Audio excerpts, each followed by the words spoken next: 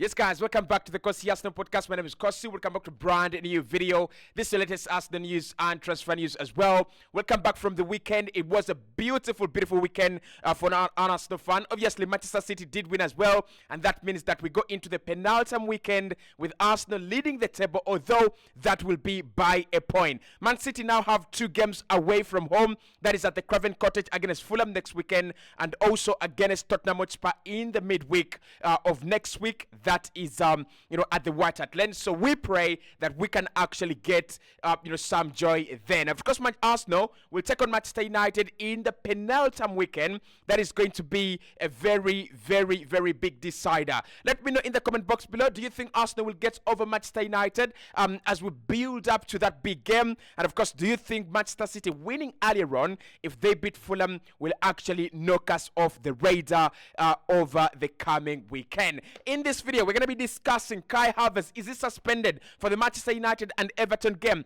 Obviously, he has 10 yellow cards right now, and that means that if you have 10, are you suspended automatically for the next 2 games? We're going to find out if Kai is suspended. David Onstein has given us a massive update on on the boy himself, Nketiah, and he said he didn't get what he was promised. It doesn't look like he's going to be staying at Arsenal, and a couple of offers are already on the table for Arsenal, although there is nothing concrete developing yet. Arsenal are still in the title race. We'll be talking about Vitor Roque, another striker that Arsenal wanted to sign almost a year ago, and he chose to go to Barcelona. Right now, according to Fabrizio Romano, the player is not talking with the manager, and Arsenal are still searching for a striker. Is Vitor Roque another option Arsenal could be considering or should be considering in this case? And we will talk about, of course, the big decision for Mohammed Kudus in the summer, as Arsenal are being notified that Mohammed Kudus is available on a release clause. There is a release clause. Liverpool, Arsenal, Chelsea, Man United are all aware of this release clause, apart from me, apart from David Onstein says, but he's not, at liberty to say. So we're going to be discussing Mohammed Kudus. Do you think Mohammed Kudus should be a player Arsenal target? You all love him. You all thought that he should be the player that comes in to replace, Saka in games where Saka is resting, kind of a backup. Is Mohammed Kudus still on your radar? And how would you compare Mohammed Kudus and Michael Olise? Of course, Michael Olise having that 60 million release clause that Manchester United are looking to trigger. Arsenal could actually go in there and get that deal done as well. Lots of topics to discuss in this morning. Hit the like button, subscribe to the channel. Let's dive into the latest around this club. Now, let's start off with that big question on Kai Havertz. Is Kai Havertz suspended for the Manchester United and Everton game? The answer is simple.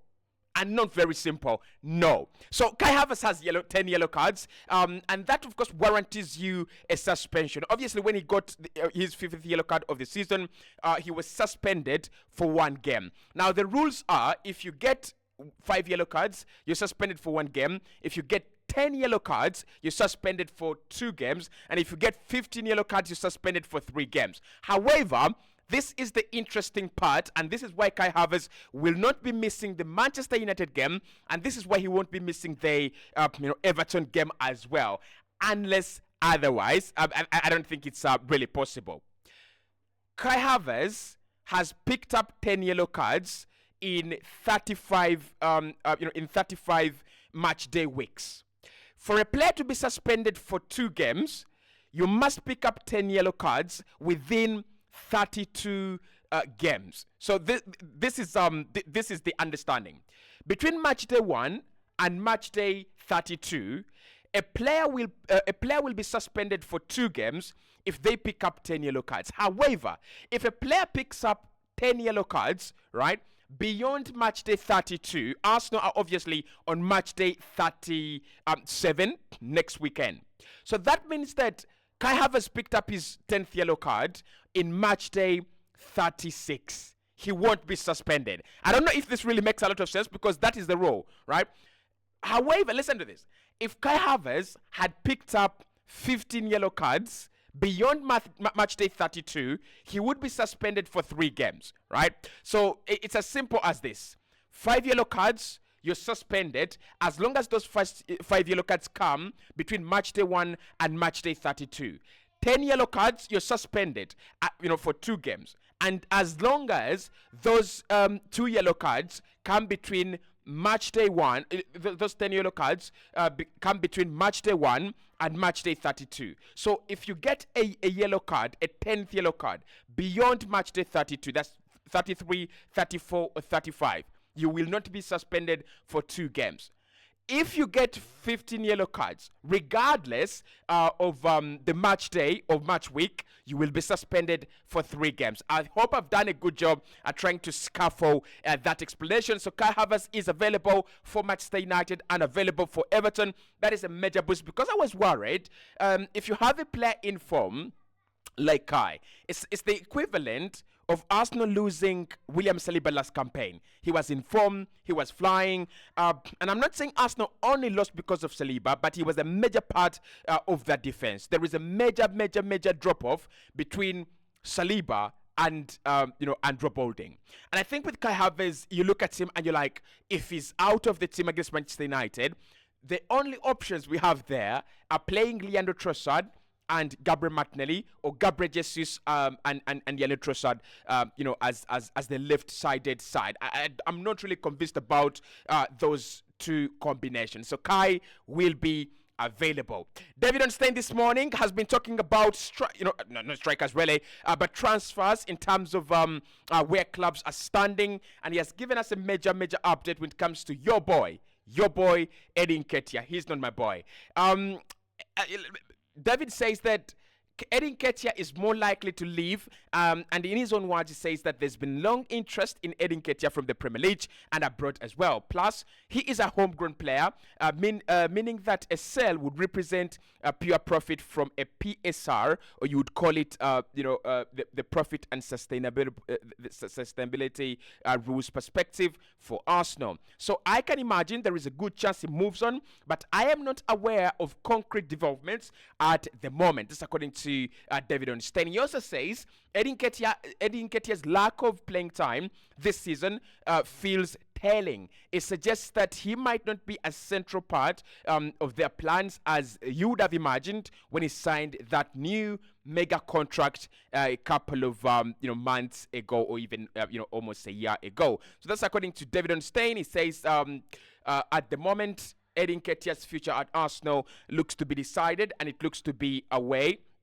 And again, he says that at the moment, there are offers for Arsenal right in the Premier League and also abroad as well. Now, for me, he is homegrown, and that's the big part. He's homegrown, and Arsenal have got to cash in. There is no better season. No, last season was the better season for us to cash in on Eddie Nketiah. But I thought Mikel Arteta was not planning on using Kai Havertz as your number 9.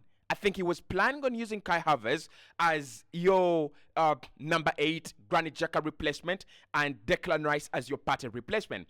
That didn't go well. That didn't work. And we ended up having our number 8 as our number 9 and having our number 6 as our number 8. So that opens up 2 big problems for us in the summer now. Do we go and sign a number 6? Yes, we do, because we need, we need to rethink the number 6 role at Arsenal.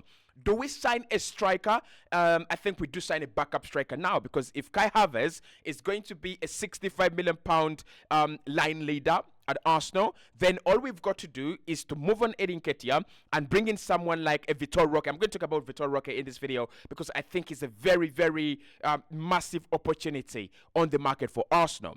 So for me, Eddie, homegrown, pure profit. That means Arsenal get 100% profit in terms of selling him. You've got to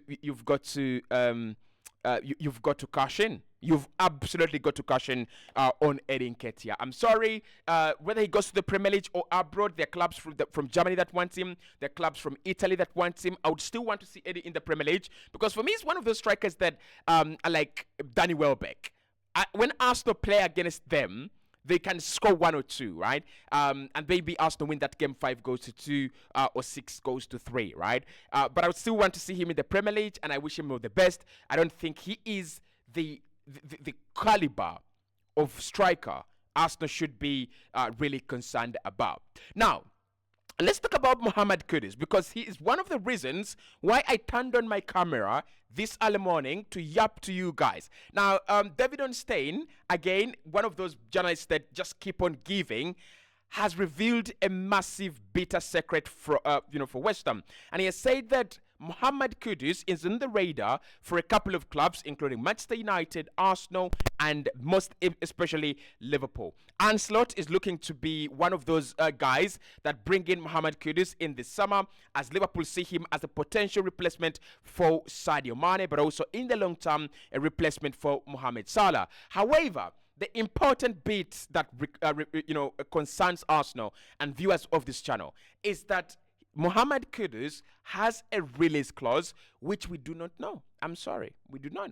But I'm guessing that release clause is not more than 80 million. So the question is, would you prefer Arsenal sign Mohammed Kudus in the summer or sign Michael Olise? Both of them have release clauses. For Mohammed Kudus, we do not know which release clause we are dealing with. But for for Olise, we know that we're dealing with a £60 million release clause. And Manchester United are really eager to pounce on that one. So Arsenal, they're looking for a winger. They're looking for a new attacker in the market. We have opportunities. We have, we have chances to sign players. Kudus is there, available. We didn't get him last summer, which I thought for me was a weakness on our part. We could have done better. We could have brought in that guy. For me, he would have been a difference maker. And maybe if you give Kudus to Arsenal, you don't give him to West Ham, we don't lose those games that we lost to West Ham this season. How about that, Arsenal? For good advice. But anyway, Mohammed Kudus available. I'll take him over Michael Olise. I'll take him over Pedro Neto because he's not injury prone. And what I've seen with David Moyes is that he has used him on the left wing, and then he has also used him on the right wing as well. We also know that Mohammed Kudus can be played as a 10 and as a CM as well. So that versatility, that could be a very important aspect. And of course, I think maybe Emile Smith-Rowe could leave, maybe Fabio Vieira could leave. So if Arsenal lose Fabio Vieira and we're still looking to add a winger, those are two birds hit with one stone. I still think Kudus is a great guy, and I prefer him to come to Arsenal over any other Premier League team.